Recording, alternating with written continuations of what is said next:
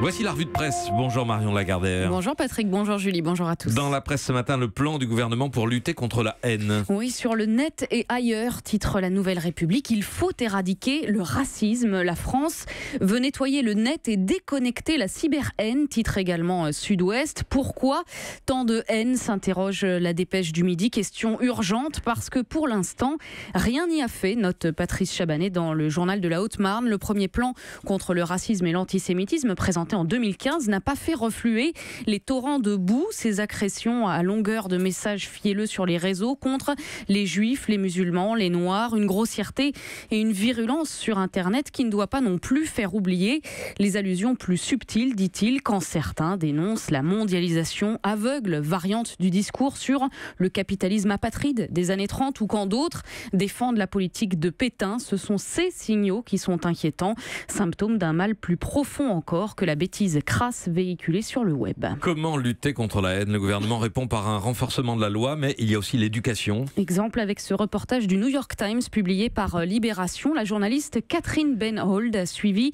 une classe de collégiens berlinois en visite dans le camp de concentration de Sachsenhausen, une sortie organisée par leur prof d'histoire Jacob Hetzelheim, parce qu'à un moment donné, dit-il, lire des livres ne suffit pas, il faut ressentir. Quelques semaines plus tôt, effectivement, en classe, un de ses élèves a été surpris en train de dessiner une croix gammée, un autre de s'amuser avec une image d'Hitler, et deux jeunes réfugiés égyptiens et afghans ont même nié l'Holocauste dans ce collège d'un quartier populaire de Berlin, écrit la journaliste. L'antisémitisme s'est banalisé. Juif est devenu une insulte en vogue sur les terrains de foot. Des jeunes que la visite du camp de concentration a bouleversés de manière inattendue. Ce n'est pas le mur d'exécution qui a glacé les élèves, ni la clôture électrifiée, ni même la description de l'odeur de la peau brûlée. Ce sont les lits à échelle dans toute leur banalité.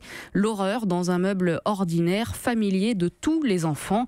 Bien sûr, il serait naïf de se dire que 2 heures de visite suffisent, explique le directeur du mémorial, mais si l'on prend le temps d'expliquer, de montrer, de discuter, on peut accomplir beaucoup pour combattre la haine. Un reportage du New York Times, donc publié dans Libération. Libération dont la une affiche une toute autre préoccupation. Oui, photo d'un hot dog dont la saucisse a été remplacée par une carotte avec ce titre « Les véganes se rebiffent », dossier en forme de droit de suite puisqu'hier, après la publication d'une tribune polémique contre la propagande végane, le site internet de Libé a failli exploser, écrit Pierre Carré.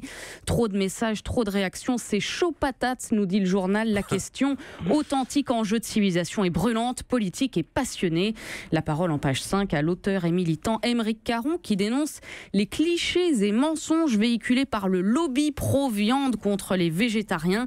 Si les véganes ne mangent plus d'animaux, dit-il, c'est pour des raisons éthiques. Pourquoi serions-nous autorisés à ôter inutilement la vie à des êtres sensibles, intelligents, sociaux qui ne demandent qu'à poursuivre leur existence comme chacun d'entre nous? Épargner des innocents ne peut pas nuire à notre humanité, conclut Caron. Bien au contraire, c'est le seul moyen de la renforcer. Question brûlante, donc, face à laquelle Laurent Geoffrin, dans son édito, marche sur des œufs, notant que d'un côté... On a droit aux œufs ou pas? On n'a pas droit si on est vegan. Il note que d'un côté, il est difficile de se découvrir une culpabilité d'assassin parce qu'on porte un blouson en cuir, mais que de l'autre, la civilisation qui consiste pour une bonne part à limiter l'usage de la violence gagnerait à la limiter aussi envers les espèces qui partagent la planète avec l'humanité. Bon, bref, il y a débat et ça dépasse largement les pages de Libé. Et oui, c'est aussi le thème de l'édito du dernier numéro du magazine de carnivores Grand Seigneur qui prend la défense Seigneur avec un E. Seigneur avec un E, oui, absolument. Oui. Ils prennent la défense des éleveurs consciencieux contre la caste des véganes. Gros dossier également dans le trimestriel Up. Animaux et nous, je t'aime, moi non plus, où l'on apprend que la meilleure preuve que l'on peut changer nos habitudes alimentaires, eh bien, c'est que nos ancêtres, les Gaulois, mangeaient du chien. En revanche, âme végane sensible, attention à la une du Parisien, puisqu'on y voit en gros plan un jambon beurre. Le journal propose de mesurer le niveau de vie en France en fonction de son prix de vente. Pire, en page 26, portrait du rappeur Mokobé qui vient d'ouvrir son premier restaurant de tacos. Sur place, écrit le journal, le client choisit 1, 2, 3 ou 4 viandes, kebab, poulet, merguez et même cordon bleu. Un concept qui a déjà attiré Jamel Debbouze et Pascal Obispo.